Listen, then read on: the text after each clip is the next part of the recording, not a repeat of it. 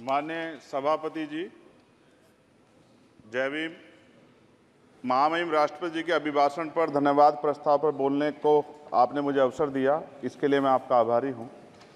सभापति महोदय, सर्वप्रथम मैं बहुजन समाज में जन्मे सभी संतों, गुरुओं, महान पुरुषों को नमन करता हूं, जिनमें महात्मा ज्योतिबा फूले, डॉक्टर बाबा साहब अम्बेडकर और माननीय काशीराम साहब को मैं याद भी करता हूं आज के दिन पर। साथ साथ नगीना की महान जनता और भीम आर्मी और हमारी पार्टी आज़ाद समाज पार्टी काशीराम के साथियों का भी धन्यवाद करता हूं। इसके बाद अपने कुल गुरु जगत गुरु सदगुरु रविदास जी महाराज को भी मैं नमन करता हूं, जिन्होंने दुनिया को लगभग 600 साल पहले बेगमपुरा शहर के रूप में दुनिया का सबसे महान लोकतांत्रिक दर्शन दिया। अध्यक्ष महोदय, माननीय सभापति जी, 14 अगस्त 1947 को ये देश अंग्रेजों के अधीन था। 15 अगस्त 1947 को हम लोग आज़ाद हुए।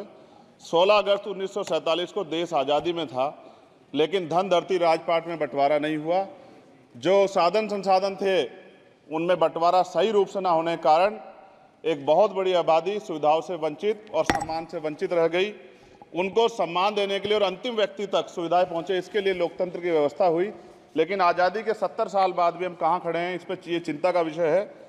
मैं मानता हूं कि सामाजिक न्याय तभी होगा माननीय सभापति जी, जब जातीय जनगणना पूरी होगी और जातीय जनगणना कराई जाएगी और साथ साथ संख्या के आधार पर आरक्षण जो है वंचित वर्गों का बढ़ाया जाएगा। उसके साथ साथ जब राष्ट्रपति जी अभिभाषण पर बात रख रही थी तो उन्होंने शहरी और ग्रामीण क्षेत्रों के विकास की बात कही और ये भी कहा कि दुनिया में सबसे उत्तम शहर हमारे यहाँ बने। लेकिन माननीय सभापति जी, 70% आबादी तो गांव में निवास करती है, तो गांव की आबादी के बारे में भी सोचना होगा कि उनका जीवन कैसे बदले।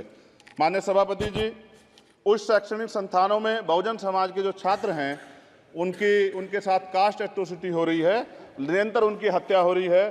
साथ साथ जो सरकारी कर्मचारी हैं दफ्तरों में, उनके साथ भी जो SC ST OBC और मुस्लिम और अन्य धार्मिक अल्पसंख्यक उनके साथ भी माननीय सभापति जी जातिगत और धार्मिक जो है शोषण किया जा रहा है। इसलिए मेरी मांग भी है कि पुरानी पेंशन को भी अध्यक्ष जी बहाल किया जाए। जो कर्मचारी देश की सेवा में लगे हैं उनका भी सम्मान होना चाहिए। साथ साथ सभापति जी, भाजपा ने चुनावी लाभ के लिए सबका साथ सबका विकास के नारे दिए, जो खोखले हैं, क्योंकि 10 साल में दलित, पिछड़े, आदिवासी, मुस्लिम और अन्य धार्मिक अल्पसंख्यक जो अत्याचार हुए हैं वो किससे छिपे हुए नहीं हैं। ये गलत है, ये बंद होना चाहिए।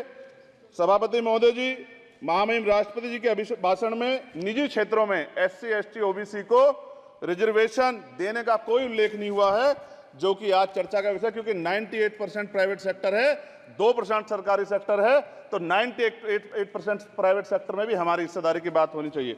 माननीय सभापति जी, आशा कार्यकर्ताओं, आंगनबाड़ी वर्करों, भोजन माताओं के वेतन वृद्धि पे भी कोई उल्लेख नहीं हुआ है, वो भी अभी नंगे, उन पर भी सोचना पड़ेगा। माननीय सभापति जी, जिस क्षेत्र से मैं चुन के आऊँ नगीना से, वो बहुत पिछड़ा क्षेत्र है। उस क्षेत्र में कोई विशेष आर्थिक पैकेज नहीं दिया गया, रोजगार की सेवाएं नहीं है, नौजवान पलायन करता है। IIT, IIM, एम्स, केंद्रीय विद्यालय आदि शिक्षा में और चिकित्सा संस्थानों की स्थापना होनी चाहिए, जो कि नहीं है। और माननीय सभापति जी, मानसून सत्र आ गया है, मेरा क्षेत्र बाढ़ से बहुत प्रभावित है, इसलिए मैं आपसे आग्रह करूंगा कि वहां के लोगों को बाढ़ से निजात दिलाई जाए। माननीय सभापति जी, चीन हमें आंख दिखा रहा है और लगातार हमारे देश की सीमाओं में घुसपैठ कर रहा है, इसलिए अग्निवीर योजना को हटाकर पुनः सेना भर्ती शुरू की जाए और साथ साथ भारत की सबसे प्राचीन व बहादुर रेजिमेंट में से एक चमार रेजिमेंट को पुनः बहाल करा जाए, ऐसा भी मेरा आपसे आग्रह है। माननीय सभापति जी, पिछले सारे प्रधानमंत्रियों ने मिलकर जितना कर्ज लिया है उससे दुगना कर्ज हमारे वर्तमान के प्रधानमंत्री जी ने लिया है। किसान अगर अपना कर्ज माफ कराने के लिए जाता है तो लाठी झेलनी पड़ती है, जबकि सरकार ने धन्ना सेठों का 15 लाख करोड़ रुपया माफ किया है। इस ओर हमें ध्यान देना पड़ेगा, हमारी आने वाली पीढ़ियों को ये कर्ज चुकाना पड़ेगा। माननीय सभापति महोदय जी, किसानों को MSP की लीगल गारंटी तथा किसानों का कर्ज माफ होना चाहिए। साथ साथ 2 अप्रैल 2018 को SC ST के बच्चों पे बहुत बड़े पैमाने पे मुकदमे लगे थे, वो हमारी लड़ाई सही थी, ये सुप्रीम कोर्ट ने माना और बाद में सरकार ने माना, वो मुकदमे तुरंत वापस होने चाहिए। माननीय सभापति जी, प्रेस जो है उस पर भी शिकंजा कसा जा रहा है। जो पत्रकार सरकार खिलाफ बोलता है, नौकरी से हाथ धोना पड़ता है और सोशल मीडिया हमारा हथियार है। उस पर तरह तरह के प्रतिबंध लगाए जा रहे हैं और विरोध करने वालों को सोशल मीडिया हैंडल भी सस्पेंड करा दिए जा रहे हैं। साथ साथ सभापति जी, पेपर लीक और परीक्षाओं के कैंसिल होने से देश के नौजवानों का भविष्य खतरे में है। नीट, यूपी सिपाही भर्ती सभापति जी और 69,000 शिक्षक भर्ती में आरक्षण घोटाला हुआ है, कोई पूछने वाला नहीं, खून के आंसू रो रहे हैं बच्चे, बेरोजगारी का दंश युवा झेल रहे हैं। इसलिए मेरा आग्रह है कि युवाओं के लिए कृपया समाप्त करें चंद्रशेखर। माननीय सभापति जी, मैं पहली बार बोल रहा हूं, आप कहेंगे मैं बैठ जाऊंगा, मैं आपकी बात, मैं संवैधानिक मर्यादा का पालन करूंगा, मगर हम तो माननीय सभापति जी सुन ही रहे हैं। आप बोलिए, 1 मिनट। धन्यवाद। 1 मिनट और बोलिए। अध्यक्ष सभापति जी, नारी सम्मान की बात करने वाली सरकार, हमने मणिपुर देखा सर, हमने पहलवान बेटियों का हर्ष देखा सर, और हमने सर हाथरस की बेटी का हर्ष देखा सर, और हाथरस के परिवार को जो वादा किया था सरकार ने वो भी पूरा नहीं किया। और महिलाओं में भी, स्पेशली दलित, पिछड़े और मुस्लिम वर्ग की, आदिवासी वर्ग की महिलाओं के साथ आज भी एनसीआरबी का डाटा कहता है सर जो जुल्म हो रहा है वो सहनीय नहीं है सर। साथ साथ कोविड में तैरती, हमने कोविड में बहुत सुना सर, कोविड में तैरती लाशें भी गंगा में हमने देखी है सर, और मजदूरों का हाल भी हमने देखा है। सभापति जी, बस सब समाप्त कर रहा हूं। नोटबंदी पे छोटे मजले उद्योग की जो कमर टूटी वो भी हमने देखी है। सभापति जी, शैक्षणिक संस्थानों, विश्वविद्यालयों में, चिकित्सा संस्थानों में ओबीसी एसटी के योग्य अभ्यर्थी को एनएफएस करके जिस तरह निकाला जा रहा है, लेटरल एंट्री करके जिस तरह हमारे रास्ते बंद किए जा रहे, ये भी हम देख रहे हैं सभापति जी।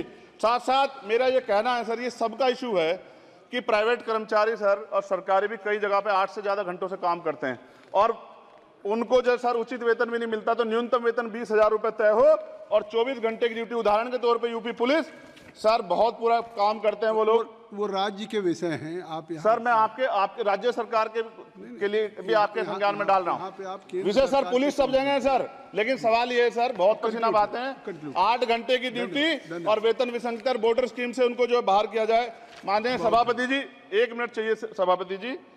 राष्ट्रपति जी ने धर्म के बारे में बात की थी, राम मंदिर से पहले हमारे गुरुघर तुगलकाबाद का फैसला आया था राष्ट्रपति जी, वो सभापति जी अभी तक दिल्ली में स्थित सदगुरु रविदास जी महाराज का गुरुघर नहीं बना। साथ साथ सभापति जी, अपनी बात को खत्म करते हुए मैं आपसे कहना चाहता हूं कि जितना देश दूसरों का है सर, इतना हमारा भी है। हम मरने के लिए पैदा नहीं हुए, जो चाहता है हमारी हत्या कर देता है। मूछें रखने पे, घोड़ी पे बैठने पे, मटकी छूने पे हमारी हत्या हो रही है। क्या बदला है सर 70 साल बाद भी? दलित, पिछड़े, मुसलमानों पे हिंसा नहीं रुक रही है सर। मेरा आपसे संरक्षण के साथ ये आग्रह है कि इन घटनाओं को रोका जाए और देश किसी की बपोती नहीं है, देश संविधान से चलता है सर और संविधान से चलेगा, संविधान छेड़खानी बर्दाश्त नहीं की जाएगी सर। धन्यवाद।